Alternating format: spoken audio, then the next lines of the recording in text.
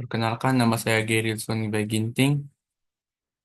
Saya di sini akan mempresentasikan segmentasi pelanggan menggunakan metode Cummins clustering berdasarkan model RFM pada klinik kecantikan studi kasus Belle Crohn Malang. Pendahuluan, klinik kecantikan Belle Crohn di Malang memberikan pelayanan optimal sesuai dengan kebutuhan pelanggan. Treatment kecantikan menjadi kebutuhan penting bagi masyarakat. Dengan pertumbuhan industri kecantikan di Indonesia mencapai 12% setiap tahun. Hal ini mendorong persaingan bisnis untuk memberikan pelayanan terbaik, termasuk melalui strategi Customer Relationship Management atau disebut CRM, dan segmentasi pelanggan. Namun, Belle Crown Malang menghadapi permasalahan dalam pengelolaan data transaksi dan pemetaan pelanggan, serta melakukan segmentasi pelanggan berdasarkan profil masing-masing. Pelanggan menggunakan mode clustering seperti Cummins untuk meningkatkan pelayanan dan kebijakan strategi perusahaan. Demikian, Dengan demikian, Belle Crown Malang diharapkan mempertahankan dan meningkatkan kesetiaan pelanggan serta mem- memenangkan persaingan di industri kecantikan. Beberapa penelitian sebelumnya telah dilakukan terkait segmentasi pelanggan dengan melibatkan tiga variabel yaitu resensi, frekuensi, dan monetary. Namun, penelitian tersebut menyoroti kelemahan pengelompokan hanya menggunakan tiga variabel yang dianggap belum mewakili karakteristik pelanggan secara menyeluruh. Oleh karena itu, penelitian ini melibatkan atribut tambahan seperti RFM pada dengan membandingkan hasilnya dengan layanan yang ditawarkan oleh klinik kecantikan Belekron Malang dan kemudian divisualisasikan dengan grafik. Perkembangan relationship marketing menuju menuju konsep Customer Relationship Management atau CRM telah mengarah pada pemahaman yang lebih dalam terhadap kebutuhan pelanggan dalam menggunakan produk dan jasa. CRM memungkinkan pemberi layanan unggul kepada pelanggan berdasarkan informasi yang efektif.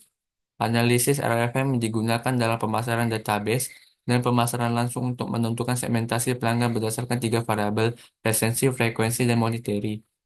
Proses transformasi data dilakukan dengan metode normalisasi min-max untuk menyesuaikan parameter RPM yang telah dibuat.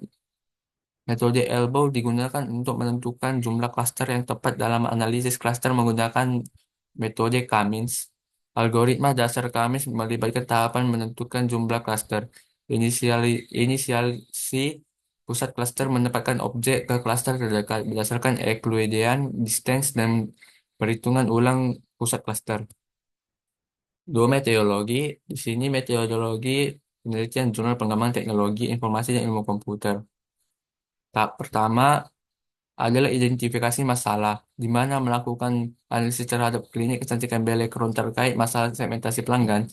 Tahap kedua adalah studi literatur, mencari teori relevan dari penelitian sebelumnya.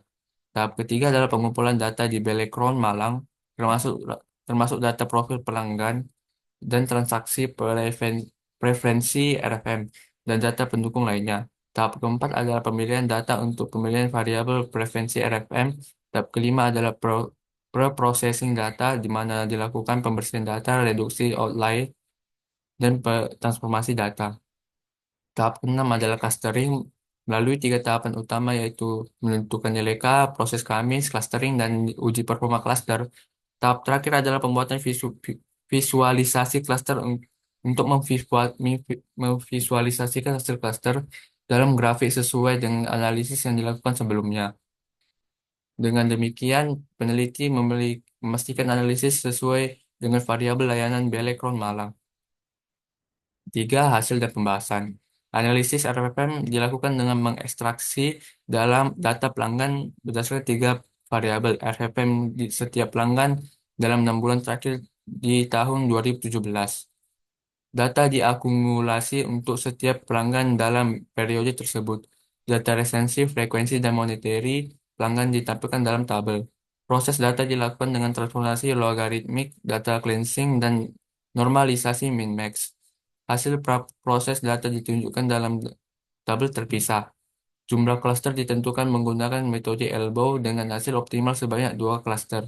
Clustering dilakukan ulang dengan dua cluster. Uji performa menggunakan SSE menunjukkan penurunan drastis pada nilai cluster satu dan 2.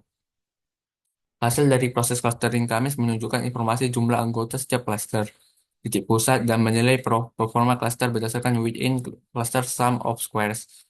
Hasil cluster menunjukkan peringkat cluster berdasarkan rata-rata resensi, frekuensi, dan monetary.